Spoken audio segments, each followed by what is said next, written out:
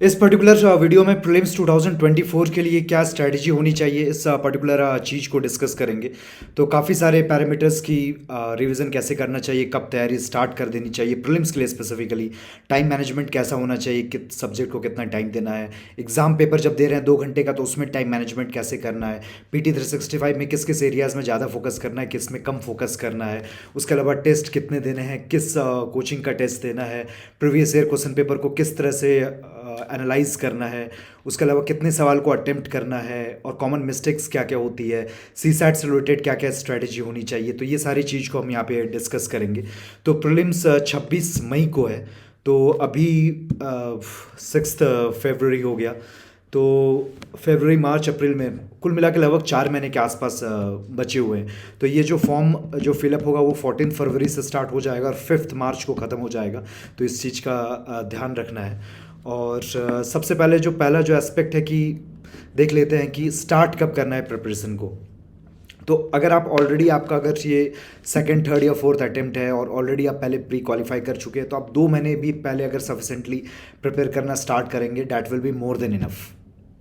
और in case अगर आप फर्स्ट टाइमर है लेकिन आपको कॉन्फिडेंस है तो भी आप 2 महीने अगर प्रिपेयर कर रहे हैं that will be more than enough. लेकिन फिर भी अगर कभी पहले क्वालिफाई नहीं किए हैं और थोड़ा सा कॉन्फिडेंस कम है तो आप 3 महीने प्रायर आप पहले स्टार्ट कर सकते हैं। तो अभी जैसे फरवरी है तो मार्च से आप स्टार्ट कर सकते हैं, 1 मार्च से स्टार्ट कर सकते हैं। तो अभी वो टाइम है कि आप मेंस का प्रिपरेशन कंटिन्यू रखें।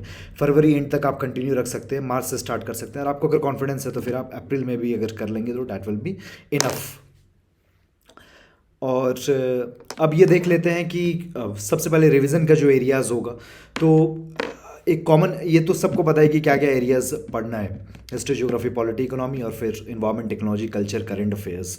तो इसमें दोनों चीज़ दिक्कत होती है। कभी कभी क्या होता है हिस्ट्री ज्योग्राफी पॉलिटी इकोनॉमी ठीक है मेजर एरियाज़ होता है, ये मेंस का भी पार्ट है, इसको पढ़ते भी सही से। लेकिन कभी कभी होता है कि इन्वायरमेंट या फिर कल्चर ये sub section current affairs neglect कर देते हैं जिसका नेगेटिव इम्पैक्ट पड़ता है। एक ये भी होता है, कभी कभी ये होता है कुछ कुछ स्टूडेंट्स के लिए कि इन्वायरमेंट और कल्चर और करंट अफेयर्स में इतना खो जाते हैं कि जो मेजर एरियाज़ पे ध्यान नहीं देते हैं और वहाँ पे गलती कर लेते हैं। तो दोनों में बैलेंस क्रिएट करना मेजर एरियाज़ और माइनर एरियाज़ में इंपॉर्टेंट है। मेजर एरियाज़ में हिस्ट्री ज्योग्राफी पॉलिटी इकोनॉमी इसलिए बोल रहा हूँ कि यहाँ पे आपको ज़्यादा टाइम देना है और माइनर एरियाज़ में आपको कम टाइम देना है। माइनर एरिया में कम टाइम देना है इसका मतलब है कि इतना भी कम नहीं देना, और मेजर एरियाज़ में ज़्यादा टाइम देना है इसका ये मतलब भी नहीं है कि आपको हद से ज़्यादा टाइम देना है। तो एक बैलेंस होना चाहिए, वो आपको खुद ही पता चल जाएगा। अगर कॉन्फिडेंस आ रहा है किसी सब्जेक्ट में दैट इज़ गुड इनफ। कि जैसे आपको लेट से हिस्ट्री ज्योग्राफी में कॉन्फिडेंस है, लग रहा है आपको लक्ष्मीकांत है अच्छे से रिवाइज नहीं किया, तो वहाँ पे आपको टाइम देना, आपको खुद पता चल जाएगा।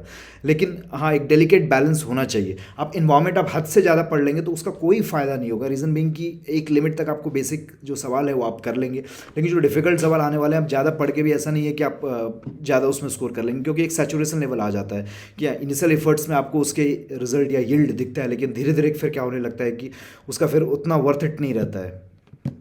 और वही फिर कल्चर में भी वही है कि कल्चर इन्वायरमेंट में आप एक लिमिट तक अगर एक हफ्ता दे रहे हैं that is more than enough. Culture का मैं इसमें एंशिएंट मेडाइवल और कल्चर तीनों इंक्लूड कर रहा हूँ। तीनों में अगर आप एक हफ्ता दे रहे हैं that is more than enough. Environment भी एक हफ्ता दे रहे हैं मोर देन इनफ है। और साइंस एंड टेक्नोलॉजी अभी आप एक हफ्ता दे रहे हैं मोर देन इनफ है। अब एक हफ्ता जब देख रहे हैं तो साइंस एंड टेक्नोलॉजी को आप मेंस एंगल से भी प्रिपेयर करके नोट्स भी निकाल लीजिएगा। और करंट अफेयर्स भी एक हफ्ता से 10 दिन मोर देन इनफ है। अब हिस्ट्री ज्योग्राफी पॉलिटी इकोनॉमी एक हफ्ता से 10 दिन के बीच में, हिस्ट्री भी मतलब मॉडर्न यहाँ पे करेंगे तो एक हफ्ता, ज्योग्राफी पॉलिटी इकोनॉमी आपको लगभग एक हफ्ता से 10 दिन आप दे सकते हैं। तो 2 हफ्ते में 2 महीने में आपका मेजर एरियाज और माइनर एरियाज अच्छे से रिवाइज हो जाएगा। हिस्ट्री के लिए तो ठीक है, अगर बुक्स रिपीट करने की जरूरत नहीं है तो आप स्पेक्ट्रम देख सकते हैं। एंशिएंट मेडाइवल के लिए अगर आप ऑलरेडी कोई एक बुक देख रहे हैं एनसीईआरटी या तमिलनाडु कोई एक देख रहे हैं मोर देन इनफ है। अगर फिर भी एक शून्य आईएएस का एंशिएंट मेडाइवल का अच्छा है मॉड्यूल, अगर आपको कोई नहीं फोकस किया, पतला सा मॉड्यूल है दोनों तो और इफेक्टिव वे में बनाया गया तो आप फॉलो कर सकते हैं। लेकिन आप अगर एनसीईआरटी और तमिलनाडु ऑलरेडी कर रखे हैं तो फिर करने की जरूरत नहीं है। और ज्योग्राफी में एनसीईआरटी और एटलस मोर देन इनफ है। पॉलिटी में लक्ष्मीकांत मोर देन इनफ है। इकोनॉमी में संजीव वर्मा, रमेश सिंह, मृणाल और श्रीराम, इन चारों में से कोई भी एक मोर देन इनफ है। अब जो आपको अच्छा लगता है वो आप कर सकते हैं। श्रीराम और मृणाल मोर देन इनफ बल्कि है तो इसलिए मैं उतना रिकमेंड नहीं करता हूँ। मैं अगर एक रिकमेंड करूँगा तो वो संजीव वर्मा होगा। और इन्वायरमेंट में भी कोई एक बुक, शंकर हो गया या PMF हो गया, मोर देन इनफ है कोई एक बुक। मैंने ऐसे ज़्यादा शंकर पे फोकस किया था। कल्चर के लिए भी एक बुक मोर देन इनफ है, नितिन सिहानिया अभी बेस्ट है मार्केट में। ऐसे। और टेक्नोलॉजी के लिए भी एक बुक मोर देन इनफ है। आपका कोचिंग मटेरियल हो सकता है जिससे आप कोचिंग से अगर पढ़े हैं, या फिर अगर आपको एक बुक रेफ़र करना है तो आप नीरज नचिकेत का ले सकते हैं। और उसके अलावा करंट अफेयर्स किसी भी एक कोचिंग का ले सकते हैं। PT 365 बेस्ट है इन द मार्केट। और इकोनॉमिक सर्वे और बजट अभी हाल में रिलीज़ हुआ है, तो बस एक दिन बैठ के अगर देख लिए होंगे तो वो भी मोर देन इनफ है। और इंडिया ईयर बुक वगैरह पढ़ने की कोई ज़रूरत नहीं है। जो भी कोचिंग का टेस्ट होगा उसी में जो इंडिया ईयर बुक का जो टेस्ट होगा वही लगा दिए, that is more than enough. और फिर उसके अलावा अब टाइम मैनेजमेंट की बात है। अब यहाँ पे टाइम मैनेजमेंट का दो पर्सपेक्टिव है। एक पर्सपेक्टिव है कि आप ये जो 2 हफ्ता जो आप 2 महीना जो आपका होगा, लेट से 26 मई को आपका प्रीलिम्स है ना, तो अप्रैल और मई का जो महीना होगा आप कैसे डेडिकेट करेंगे, तो उस चीज़ की मैं यहाँ बात कर रहा था। ऑन एन एवरेज 1 वीक पर सब्जेक्ट, वो मैंने आपको बता ही दिया। हिस्ट्री के लिए भी अगर मॉडर्न इंडिया कर रहे हैं 7 डेज़ मोर देन इनफ है। और फिर ज्योग्राफी पॉलिटी इकोनॉमी के लिए आप 7 days to 10 days more than enough है। और इन्वामेंट 1 हफ्ता काफ़ी है। कल्चर में एंशिएंट मिडाइवल मिला के 1 हफ्ता काफ़ी है। और टेक साइंस एंड टेक्नोलॉजी वगैरह के लिए भी 1 हफ्ता काफ़ी है। करंट अफेयर्स के लिए 1 हफ्ता से 10 दिन। PT 365 में आपको 10 दिन से ज़्यादा नहीं देना है, 1 हफ्ता में भी हो जाएगा। एक बुकलेट ऑन एन एवरेज एक दिन में करना है। हाँ, जैसे जो इकोनॉमी, इन्वायरमेंट और टेक्नोलॉजी, ये 3 जो बुकलेट होगा थोड़ा टाइम लेगा, तो इसमें आप 1.5 दिन से 2 दिन दे सकते हैं। तो इकोनॉमी में 2 दिन दिए, इन्वायरमेंट में 2 दिन दे दिए, टेक्नोलॉजी में 2 दिन दे दिए, 6 दिन हो गया। बाद बाकी जो बुकलेट है उसमें आधा से 1 दिन दे दिए, मोर देन इनफ है। तो 10 दिन में आपका आराम से करंट अफेयर्स रिवाइज हो जाएगा। और उसको जब रिवाइज कर रहे हैं तो केवल करंट अफेयर्स नहीं, उससे रिलेटेड जो करंट अफेयर्स, करंट टॉपिक्स के जो स्टैटिक पोर्सन है उसको भी रिवाइज करना होगा। और जो एग्ज़ाम से रिलेटेड जो टाइम मैनेजमेंट का होगा कि आपको 2 घंटा को कैसे यूटिलाइज़ करना है मैक्सिमम मार्क्स लाने के लिए, तो उसके लिए एक सेपरेट वीडियो में मैं इसको डिस्कस करूँगा। उसके अलावा जो नेक्स्ट टॉपिक आता है कि हाँ, PT 365 का जो 3 एरियाज़ है, इकोनॉमिक्स, इन्वायरमेंट और टेक्नोलॉजी, इन 3 बुकलेट्स को अच्छे से कर लेना है। बाद बाकी पॉलिटी, कल्चर, IR, ठीक है, आधा दिन से 1 दिन भी आप दे दिए। इकोनॉमिक्स, इन्वायरमेंट और टेक्नोलॉजी तीनों में 2-2 दिन आप दे दीजिएगा। बाद बाकी पॉलिटी, कल्चर, IR ये सब आधा दिन से भी दे दिए, आधा दिन से 1 दिन, तो आराम से हो जाएगा। इसमें ज़्यादा फोकस नहीं देना, मेन फोकस इकोनॉमिक्स, इन्वायरमेंट और टेक्नोलॉजी पे देना है। और उसके अलावा बाद बाकी बुकलेट, सिक्योरिटी और सोसाइटी, ये सब पढ़ने की जरूरत नहीं। गवर्नमेंट स्कीम्स की एक अच्छी बुकलेट आती है, लेकिन आप पढ़ने बैठ जाएंगे तो वही बुकलेट पढ़ने में आपको 1 हफ्ता लग जाएगा। तो उसको लाइन बाय लाइन नहीं पढ़ना है, बस एक जो भी स्कीम्स का मेजर ऑब्जेक्टिव क्या है, किस वल्नरेबल सेक्शन को टारगेट करता है, मिनिस्ट्री कौन सी है। मिनिस्ट्री में काफ़ी फंसाती है यूपीएससी की, ये स्कीम किस मिनिस्ट्री की है होगी। लेट से वुमेन एंड चाइल्ड डेवलपमेंट की है, लेकिन वहाँ पे लिख देंगे कि वो हेल्थ मिनिस्ट्री की है। तो कौन सा स्कीम किस मिनिस्ट्री की है, तो उसका एक अच्छा आइडिया होना चाहिए। मिनिस्ट्री का नॉलेज, कैसे डिवीज़न ऑफ वर्क होता है गवर्नमेंट बिजनेस में, वेरियस मिनिस्ट्रीज़ में डिवाइडेड है, वो उसका एक अच्छा आइडिया होना चाहिए प्रीलिम्स पर्सपेक्टिव से। और उसके अलावा अब टेस्ट से रिलेटेड एक इंपॉर्टेंट एस्पेक्ट होता है, कितने देने हैं, किसका देना है, एनालाइज कैसे करें। तो कितने देने हैं, तो लगभग अगर आप फर्स्ट अटेम्प्टर हैं और अभी इससे पहले लेट से आप प्रीलिम्स क्वालिफाई नहीं किए हैं, तो 50 के आसपास मोर देन इनफ होगा। और लेट से आप सेकंड अटेम्प्टर है, कॉन्फिडेंट हैं, एक बार पहले अटेम्प्ट ले चुके हैं और क्वालिफाई कर चुके हैं, तो उस केस में आप 30 एटलीस्ट गुड इनफ होगा नंबर। और कौन सी करनी है, मैंने विज़न IAS का किया था। और फिर आप अगर आपको कोई और अच्छी कोचिंग लग रही है तो उसका भी कर सकते हैं।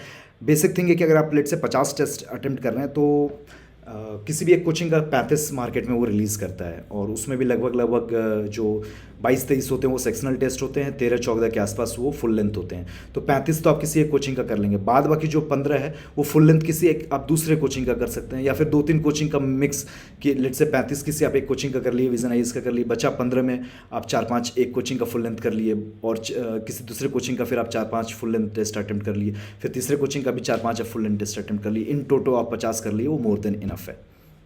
हाउ टू एनालाइज, और फिर आप लगभग ये रख सकते हैं कि अगर आप 50 टेस्ट दे रहे हैं तो हर दिन आप एक टेस्ट देते जा रहे हैं, तो 2 जो फुल लेंथ टेस्ट देंगे तो उसको आप अच्छे से एनालाइज करेंगे। अगर सेक्शनल है उसको थोड़ा कम भी टाइम दिया एनालाइज करने में, तो वो भी अच्छा होगा।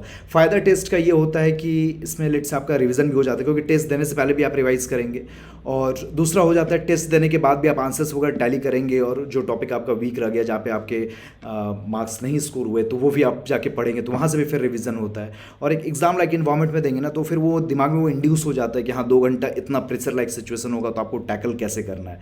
तो ये सब इसका पॉजिटिव एस्पेक्ट रहता है। अब एनालाइज कैसे करना, तो 2 घंटे में आप टेस्ट दे दिए, जब एनालाइज करेंगे तो कौन सा आपका सही हुआ, गलत हुआ, जो गलत हुआ उसमें आपका क्या नॉलेज लैकिंग था, जो इवन सही हुआ तो कभी कभी होता है तुक्के से सही हो जाता है, तो वहाँ पे भी आपका क्या नॉलेज गैप था वो सब भी आप एनालाइज करेंगे। कौन सा एरिया वीक है, वो वीक एरिया आप जाके पढ़ लिए। और इवन स्मार्ट गेसवर्क से आप कैसे सही कर सकते थे, तो इस पर भी थोड़ा एनालाइज करना है। लेकिन ये एनालिसिस आप ज़्यादा प्रीवियस ईयर क्वेश्चन पेपर से आप देखेंगे तो ज़्यादा आपके लिए बेटर होगा। आप मेरे प्रीवियस अगर वीडियोस कभी देखे होंगे प्रीवियस ईयर क्वेश्चन पेपर की, तो वहाँ से आपको थोड़ा आइडिया लग गया होगा कि कैसे कर सकते हैं थोड़ा स्मार्ट गेस वर्क। और PYQs के बारे में बोलें तो अब मैं अभी तक 2022 तक अपने चैनल पे वीडियोस डाल चुका हूँ प्रीलिम्स के प्रीवियस ईयर क्वेश्चन पेपर का, और 2023 का भी डाल दूंगा। और इम्पॉर्टेंस तो इसका है ही कि आपका लेट से जो आंसर नहीं पता है, जो एरिया आपका वीक है, तो वो आप उसको स्ट्रॉन्ग कर सकते हैं पढ़ के, या फिर जो रिपीटेड एरियाज होता है तो उस पर आप ज़्यादा फोकस कर सकते हैं। तो ये तो इसका इंपॉर्टेंस है ही है प्रीवियस ईयर क्वेश्चन पेपर का। और इवन आप स्मार्ट गेसवर्क स्किल्स भी डेवलप कर सकते हो, वो प्रीवियस ईयर क्वेश्चन पेपर से ही कर सकते हैं। आप वो टेस्ट पेपर पे करेंगे और जाके यूपीएससी के क्वेश्चन पेपर पे अप्लाई करेंगे तो नहीं अप्लाई होगा। वो अप्लाई अगर आपको सीखना है तो यूपीएससी का प्रीलिम्स का ही जो प्रीवियस ईयर क्वेश्चन पेपर है वहीं पर आप अप्लाई कर सकते हैं।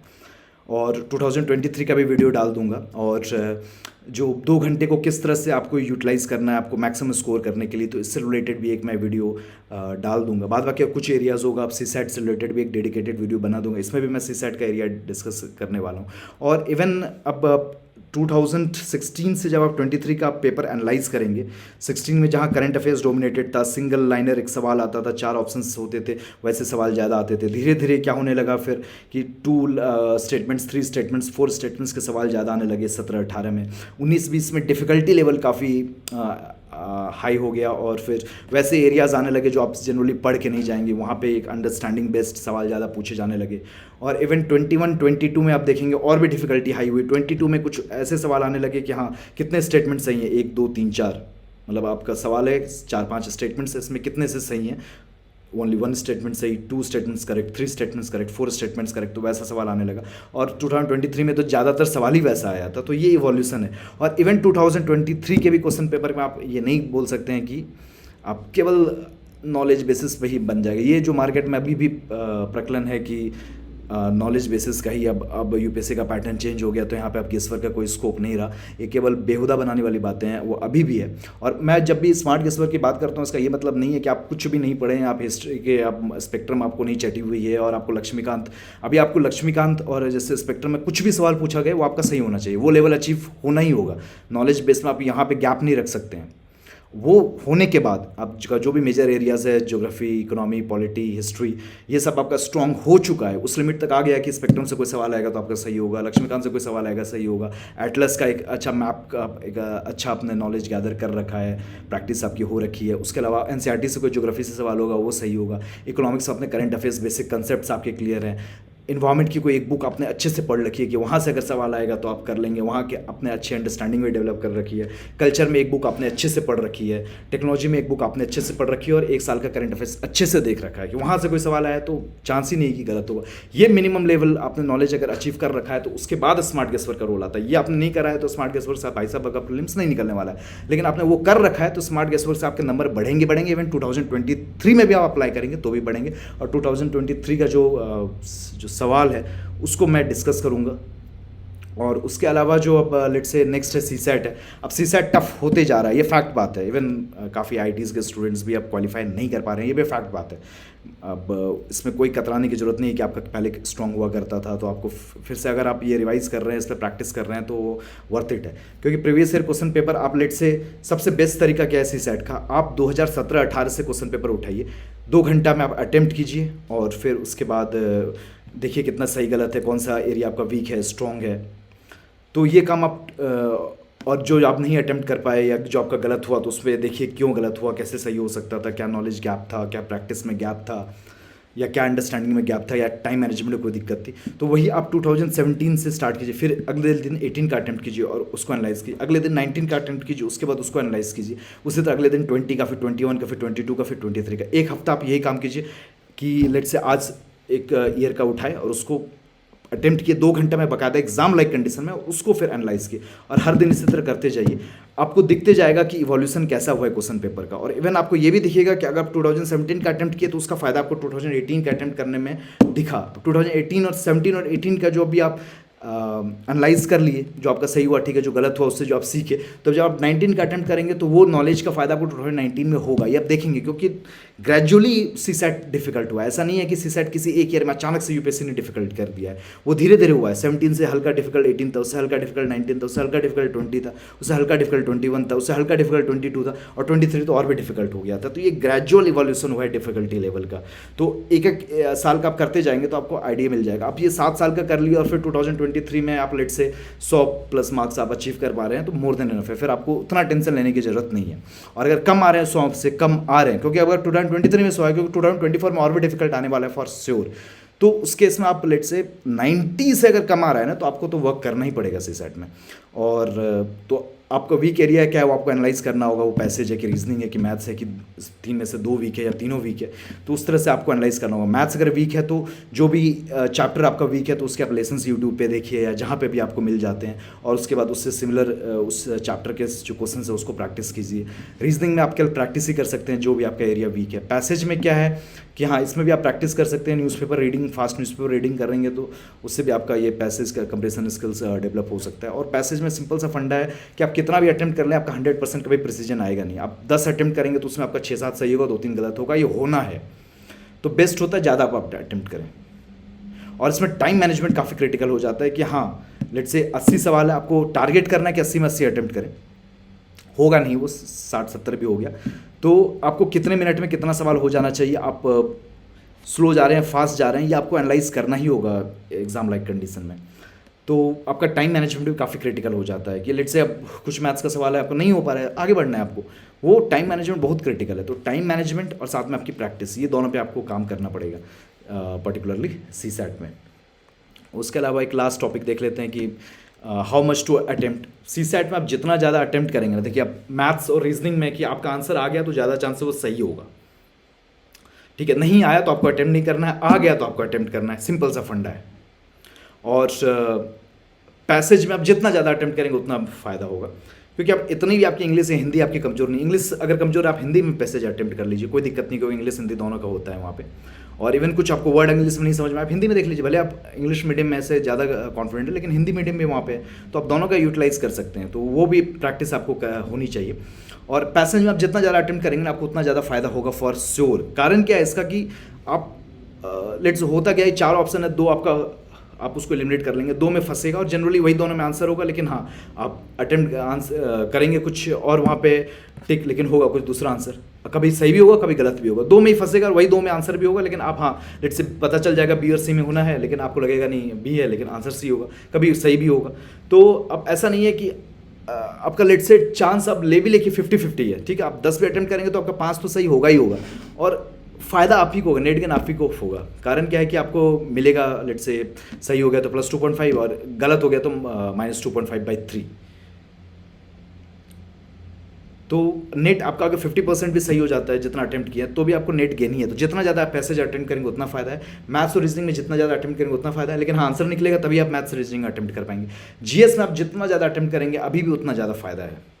ये टफ हो गया है, अब क्या है कि अब 2016-17 में देखिए आपका जो कट ऑफ हाई गया था, अब 18 में जाके देखेंगे कट ऑफ नीचे आया था। कारण क्या था, अचानक से पैटर्न चेंज हुआ था। मैं जीएस पेपर 1 की बात कर रहा हूँ, प्रीलिम्स का जो आपका जीएस सेक्शन है, तो उसमें कट ऑफ अचानक से कम गया था। अब 19-20 में देखेंगे ना कट ऑफ और भी डिफिकल्ट पेपर हुआ था, लेकिन कट ऑफ नीचे नहीं गिरा था उतना। कारण उसका क्या था कि लोग बाग धीरे धीरे समझ गए थे कि हाँ पेपर अब ऐसा आने वाला है तो उसको इस तरह से अटेम्प्ट करना है, वो रिस्क टेकिंग कैपेबिलिटी लोग बाग डेवलप कर चुके थे। अब वही बात है 2023 का जो ऐसा पेपर आया, 24 का भी उसी लाइंस पे आएगा तो कट ऑफ थोड़ी ऊपर जाएगी क्योंकि अब लोग बाग को पता है कि हाँ इस तरह का सवाल आएगा कि हाँ 4-5 स्टेटमेंट होंगे, कितने करेक्ट है, 1 करेक्ट है, 2 करेक्ट है, 3 करेक्ट है, 4 करेक्ट है। इसका भी ट्रिक निकालना, रिस्क टेकिंग कैपेबिलिटी, आपको थोड़ा सा नॉलेज होना चाहिए, मतलब कि इतनी नॉलेज होनी चाहिए कि हाँ आपका स्पेक्ट्रम से और ज्योग्राफी या एनसीईआरटी से या फिर लक्ष्मीकांत से या फिर कोई आपका बेसिक जो इकोनॉमिक्स की बुक, टेक्नोलॉजी की बुक, कल्चर की बुक से जो आपका जो एक सीरियस एस्पिरेंट को नॉलेज होनी चाहिए वो आपके पास है। उसके बाद आपको रिस्क लेना है, वहीं से आपका लेट से स्कोर मैक्सिमाइज होगा। वो रिस्क लेना पड़ेगा। अब ये रिस्क लेना पड़ेगा इसका ये मतलब नहीं कि अब आप रिस्क लेके ही आप प्रीलिम्स निकाल लेंगे, लेकिन हाँ आपका बेसिक जो बेयर मिनिमम नॉलेज है वो आपका एकदम कंठस्थ होना चाहिए। रिवीजन में कोई आप लैग नहीं छोड़ सकते हैं। और तो ज़्यादा जीएस में जितना ज़्यादा अटेम्प्ट करें 90 plus attempt, that will be the best. 100 out of 100 अब नहीं बोलूँगा, लेकिन हाँ 90 प्लस अटेम्प्ट करना बेस्ट है। और सी सेट में पैसेज जितना ज़्यादा अटेम्प्ट कर सकते हैं बेस्ट है। और मैथ्स और रीजनिंग में हाँ आंसर्स निकलेगा तभी आप अटेम्प्ट कीजिए, तुक्केबाजी नहीं करनी है। लेकिन हाँ उसमें भी है कि आप जितना ज़्यादा अटेम्प्ट कर रहे हैं, लेकिन टाइम मैनेज करके आपको चलना है कि जो नहीं आया आंसर आपको 1 मिनट में, तो आपको आगे बढ़ जाना है। अब कॉमन मिस्टेक्स क्या क्या होती है कि सबसे पहली बात होती है कि आप हिस्ट्री, ज्योग्राफी, पॉलिटी, इकोनॉमी में ज़्यादा ध्यान नहीं दे रहे हैं। आप ये इन्वायरमेंट, कल्चर, ये सब पे ज़्यादा ध्यान दे रहे हैं। ये एक आप आजकल ज़्यादा गलती होने लगी है क्योंकि लोग अगर इन्वायरमेंट, कल्चर ये सब ज़्यादा पढ़ने लगे हैं प्रीलिम्स के लिए। तो एक ये होती है कि मेजर एरियाज़ में हिस्ट्री, ज्योग्राफी, पॉलिटी, इकोनॉमी में ही आपको ज़्यादा ध्यान देना है। एक तो पहले ये बात हो गई। और फिर दूसरा है कि आप टेस्ट कम अटेम्प्ट कर रहे हैं। आपको 50 टेस्ट लगभग अटेम्प्ट करने ही करने हैं, ठीक है। और तीसरा है आपको जो प्रीवियस ईयर क्वेश्चन पेपर है उससे आपको स्मार्ट गेस वर्क की स्किल्स आपको डेवलप करनी ही पड़ेगी, उसका कोई दो राय नहीं है। अब लोग आप बोलेंगे कि हाँ ये तो तुक्केबाजी है, ये तो ये है, वो तो वो है। आपको अगर प्रीलिम्स निकालना है तो भाई साहब करना पड़ेगा। और आप लेट से अगर कट ऑफ 95 जा रहा है तो आप कब अगर नॉलेज लेवल अच्छा खासा है अपने हिस्ट्री, ज्योग्राफी, पॉलिटी, इकोनॉमी ये सब आपका स्ट्रॉन्ग है, तो अगर कट ऑफ 95 के पास आ रहा है ना तो आप 85 के आसपास तो आ ही जाओगे, या इवन 90 के पास भी आ जाओगे, ठीक है। और इवन हो सकता है कि काफ़ी अच्छा है, थोड़ा सा स्मार्ट गेस वर्क इसके लिए तो आप तो क्लियर ही कर लोगे। लेकिन अब जो सीरियस एस्पिरेंट होते हैं उनके साथ दिक्कत बस यही होती है कि 95 कट ऑफ है तो वो 90 to 95 के आसपास ही होंगे। उनका छूटता भी है तो फिर 2-3 नंबर से छूटता है, उससे ज़्यादा से कभी नहीं कटेगा उनका प्रीलिम्स। लेकिन वो 2-3 नंबर भी क्रिटिकल है। क्यों रहना है कट ऑफ के आसपास? क्यों ना जो कट ऑफ हो उससे +10 मार्क्स रह के हम आगे निकल जाएं।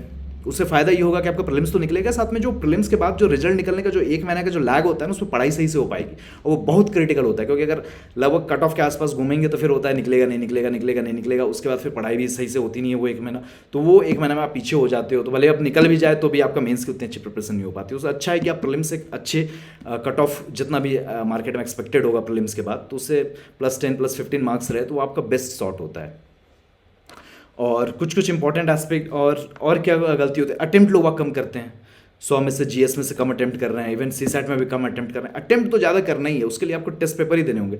टेस्ट भी 50 के आसपास देने हैं। जो मेजर एरियाज उस पर आपको ज़्यादा फोकस करना है। प्रीवियस क्वेश्चन पेपर से आपको स्मार्ट गेस वर्क की स्किल्स देखनी है और सीखनी है। और उसके अलावा जो कॉमन एरियाज आप देख लेंगे कि सी सेट में भी और जीएस में भी कुछ यूपीएससी पूछती ही है। जैसे फॉर एग्जांपल ज्योग्राफी में रिवर्स, माउंटेन सिस्टम, इन्वायरमेंट में नेशनल पार्क्स, और फिर लेट्स से इकोनॉमिक्स में है कि क्या करने से लेट्स से फिस्कल डेफिसिट कम होगा, बढ़ जाएगा, क्या करने से इन्फ्लेशन कम होगा, बढ़ जाएगा। तो ये सब आरबीआई के रेपो रेट्स का क्या इफेक्ट होगा, समथिंग ये सब है कि यूपीएससी के एकदम रिपीटेटिव एस्पेक्ट होते हैं। इस पर यूपीएससी बार बार सवाल पूछती है, तो उन चीज़ों पे आपका होल्ड स्ट्रॉन्ग होना चाहिए। रिपीटेटिव एरियाज पे होल्ड स्ट्रॉन्ग होनी चाहिए। प्रीवियस ईयर क्वेश्चन पेपर से आपको स्मार्ट गेस वर्क स्किल सीखनी है। 50 टेस्ट आपको अटेम्प्ट करने हैं। मेजर एरियाज आपका स्ट्रॉन्ग होना ही होना है,